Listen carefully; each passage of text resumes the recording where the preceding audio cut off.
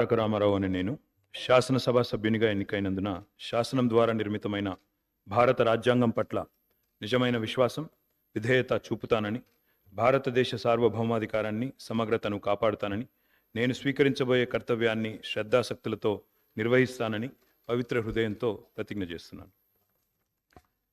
తెలంగాణ శాసనసభ్యుడనైన కల్వకుంట్ల తారక రామారావు అనే నేను సభా నియమాలకు కట్టుబడి ఉంటానని, వాటిని అనుసరిస్తానని, సభా మర్యాదలను పాటిస్తానని, సాంప్రదాయాలను గౌరవిస్తానని పవిత్ర హృదయంతో ప్రతిజ్ఞ చేస్తున్నాను.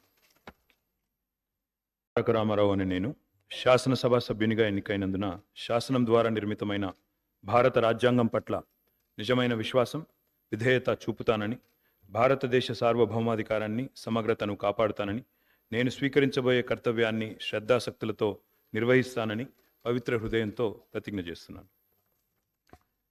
తెలంగాణ శాసనసభ్యుడనైన కల్వకుంట్ల తారక రామారావు అనే నేను సభా నియమాలకు కట్టుబడి ఉంటానని, వాటిని అనుసరిస్తానని, సభా మర్యాదలను పాటిస్తానని, సాంప్రదాయాలను గౌరవిస్తానని పవిత్ర హృదయంతో ప్రతిజ్ఞ చేస్తున్నాను.